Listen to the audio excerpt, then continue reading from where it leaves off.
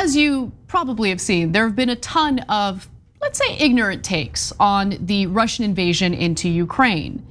One of the individuals who really stands out is Candace Owens, who has opinions that are so ill-informed that even Ben Shapiro had to speak out against them. And we'll get to Ben Shapiro later in this clip. But before we do, I just want you to enjoy the number of things that Candace Owens gets wrong in the rant you're about to hear.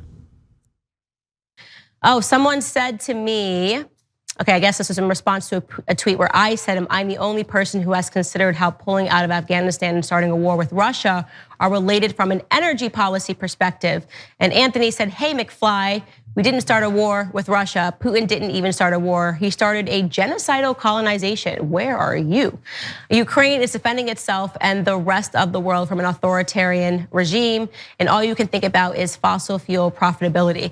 Wow, a genocidal colonization is interesting. Again, going back to my point of people being stupid, he's not trying to commit a genocide of the Ukrainians. That obviously makes no sense because there is no difference ethnically from Ukrainians and Russians. Obviously, Ukraine wasn't a thing until 1989. Ukraine was created by the Russians. It was, they speak Russian, so it's absolutely ridiculous. And again, this entire episode has been exposing to you how ignorant people are about the goals of Vladimir Putin. So I would just encourage that guy to get a little more educated. So Ukraine's capital, Kyiv, was actually established hundreds of years before Moscow was established. And look, I am not an expert in this area. I do make sure to understand what I'm gonna talk about before I talk about it. So we're gonna go to someone who does understand the history and knows it far better than anyone in this conversation. Before we do though, we should take a trip. You ready to take a trip? Oh no. To the debunker. You didn't see Republicans, when we had control of the Senate, try to rig the game. Shows how the Green New Deal would be a deadly deal for the United States of America. Our systems are not racist.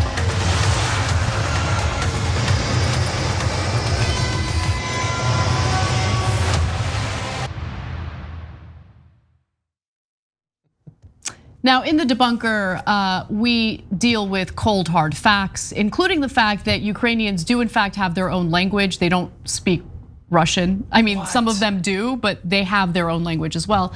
But John, why don't we hear from an expert on this and then we'll discuss further.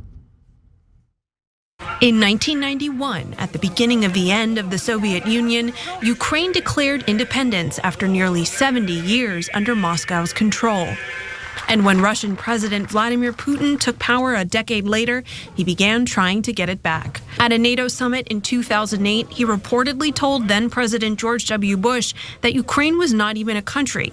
And he repeated those claims last week before launching the invasion. Modern Ukraine was entirely created by Russia. That claim ignores the centuries of history through which modern Ukraine took shape. It was first home to the Kievan Rus people. Over time, it was absorbed by Poland and Lithuania, and then the Russian Empire and Austria-Hungary. A post-World War I treaty briefly recognized its independence. The Ukrainian Socialist Soviet Republic was born in 1922.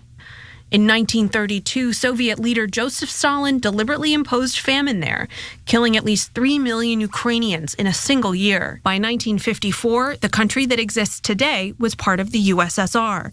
But even after Ukraine declared independence in 1991, pro-Russian political elements remained, which Putin exploited. So that's a quick summary. That does debunk a lot of what she had to say in that ridiculous video earlier. But yeah, like the idea that Ukraine, no, it was just part of Russia. And as Trump said, Putin's doing this out of love. He just wants to unite his country again. It's so disgusting. I look at him, how he acts, how he looks, driven by love. Yeah, look, we have to give, I try to play devil's advocate, give credit where credit is due, and Candace Owens said that hour was spent exposing people's ignorance on this topic. She is delivering on that promise. It is a little bit weird to see so many people, full-grown adults, who came to sit behind her and listen to her talk confidently about something she knows absolutely nothing about. If you were to be as charitable as possible, she Wikipedia'd Ukraine, discovered that at one point it was part of the USSR and thought, Well, that's the beginning of history. Don't need to go back any further than that. And even if it wasn't totally ahistoric, the idea that the land was apparently pulled out of the ocean to be part of the USSR and had never existed independently before, it is a country now and has been for decades. Its people very much do not want to be part of Russia. Exactly. The vigorous defense of their country should be testament to that. The fact that all of that counts for nothing to her, and that she is so ready without feeling any duty to learn about this, to center empathy, anything like that, to just advance the invaders' propaganda, the invaders' narrative. She's not alone in that. It's an incredibly popular thing, a profitable thing on YouTube and stuff like that to do. But why are people buying it? Of all the people to listen to. Under her logic, shouldn't Mexico invade the United States? You know, like it's just. It would be like if we. There's nothing going on up there. It's just regurgitating like what she thinks the right wing wants to hear. And it has been an interesting, it's been an interesting, like, I don't know if you want to call it progression. I don't know what you want to call it, but like, there are the right wingers who thought from the very beginning, the popular talking point is to support Putin, right? I mean, we've been serving as apologists for Putin's behavior, since the Trump administration. Why don't we keep doing it? That's what seems to suit the Republican voters well. But then all of a sudden, you start seeing the videos of hospitals being bombed. You start seeing the refugees fleeing the country. And there seems to be widespread support for Zelensky, for the Ukrainian people, and widespread condemnation of Putin. But there are still some conservatives, Candace Owens included, who have decided to dig their heels and continue spouting these ignorant rants. Not because they actually believe in what they're saying, not because they've actually thought about what they're saying, not because they've even read a damn thing about the history of this conflict and this war, but because they think this is what's gonna do well with my viewers. Yeah. And there is some contingent, some portion of right wingers who do agree with that insanity. Yeah, there are people making bank off of the biolab stuff and all of that, and we knew it ahead of time. Look, I think it's a combination of a few things. One, she is predisposed ideologically to like authoritarian strongmen, and even if she wasn't individually, Trump liked Putin. She's a Trump zealot now. She used to hate him, but then she realized the money was in supporting Trump. So you support him. They had some idea that the war would make Biden look bad, and so supporting it continuing helps them to have something to attack Biden over. But then also, let's not discount, it is a movement that has virtually no core values other than contrarianism. If the nation is horrified at what they're seeing, they can't just agree with the sheep who think that killing civilians is wrong.